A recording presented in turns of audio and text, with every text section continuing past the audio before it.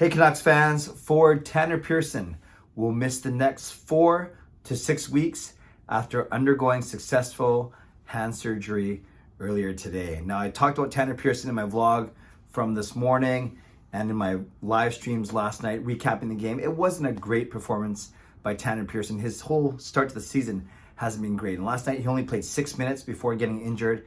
In those 6 minutes, he also picked up 2 minor penalties, was on the ice for lost faceoff and a pretty poor effort that way. And overall, just not the best start for Pearson to last night's game. Not the best start to Pearson for this entire season. But having said all that, you never want to see a guy get hurt, and you certainly don't want to see a guy missing as much time as Pearson is going to miss. So he will go on long-term injury reserve, considering that it's going to be well over the 24 days and the 10-game threshold. That means the Canucks will get some sort of cap relief because we know that they're already basically right up against the cap, and therefore they should be able to avail themselves of some cap relief because of Tanner Pearson going on long-term injury reserve. And we obviously hope for a successful and a speedy recovery for Tanner Pearson.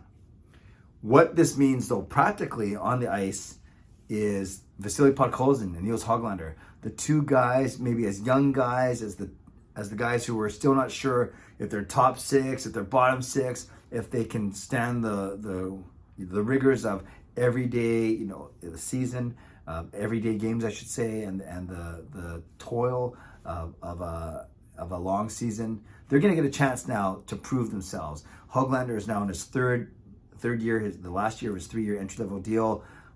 Podkolzin, even though they're drafted the same year, started a year later. So Podkolzin's only in his second season.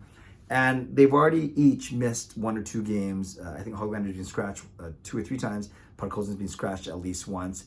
But now, technically, they should fall in to the top 12 forwards.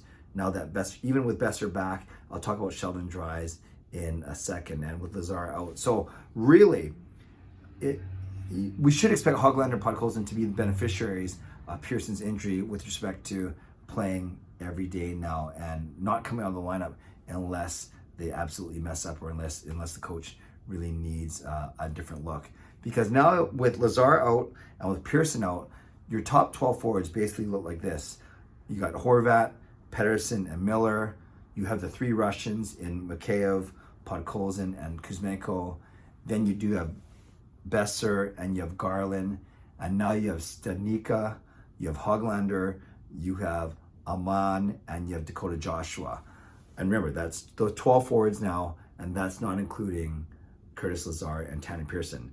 The Canucks have caught up Sheldon Dries, and if they like playing Miller on the wing, then you're going to need Sheldon Dries as a center, because with Lazar out, your centers would be Pettersson, Horvat, Nils Oman, and Sheldon Dries, and that's Dries and Oman then would be your bottom 6 centers.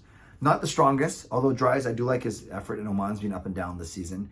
If you play Miller in the middle, however, and you have Miller, Pettersson, and Horvat as your centers, then really you only need Nils Oman, and then you do not need Sheldon Dries in there. Or you play Sheldon Dries, and you do not need Nils Oman. But the point is, if Miller plays as a winger, then that takes away 1 wing spot. That means Sheldon Dries gets in, and that potentially means Hoglander, Podkolzin, or Dakota Joshua would then be on the outside looking in.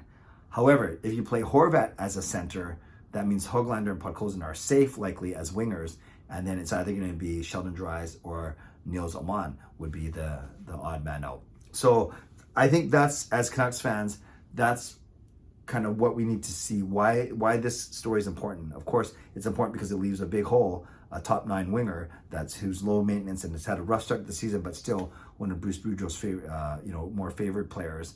And now it opens up an opportunity for both Nils Hoglander and Vasily Podkolzin. So Canucks fans, let me know if you agree with my take that really this is the biggest takeaway from this injury, is that it's going to give opportunity to the young guys in Podkolzin and Hoglander. And once again, not including Sheldon Dries, you have Podkolzin and Hoglander in your top 12 forwards. If you line up Miller, Horvat, and Pettersson down the middle, and say Oman, and then that's 4 spots, and then your 8 wingers would be then the 3 Russians, would be Besser, would be Garland, then would be, you could say Dakota Joshua, Podkolzin, and Hoglander. And again, that's without Sheldon Dry. So an opportunity for both those guys for sure. We wish a speedy recovery to Tanner Pearson, and we'll see how the Canucks react to this news, losing a veteran, a two-time Cup winner. But once again, once one guy goes down, it's a chance for another guy to step up. And what better opportunity for these young players than right here and right now. Canucks fans, let me know what you think of this news, the injury news, and who do you think is going to benefit the most? Is it a Hoglander? Is it Podkolzin? Is it someone else? Let me know. Who do you want to see step up and help this team get on the winning track? Shout out to my sponsors, Vanity Experts Real Estate, Perform and Transform Personal Training and Weight Loss.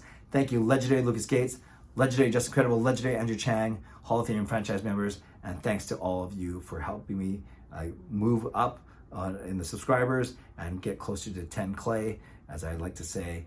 And then thanks for always supporting me and helping me grow on this channel. As I mentioned earlier, tonight I have a live stream at 11, which we will talk about this now, and then anything else you want to talk about as we head into this long weekend. So finally, I'm going to upload this and get out of here, start my long weekend, and I hope that you guys have a really good night. I hope to see you 11 o'clock tonight, not 10, there's no such, not 11:10, 11 o'clock sharp, right here on my YouTube channel for my nightly live stream, Clay's Canucks Commentary Live. As always, subscribe if you'd like to, like this video if you'd like to, leave a tip, a super thanks if you'd like to, become a member, upgrade your membership if you'd like to, and definitely leave a comment down below if you'd like to, your reaction to this news. Stay safe, stay healthy, take care of yourselves and take care of each other. See you tonight at 11 p.m. God bless, and go Canucks go.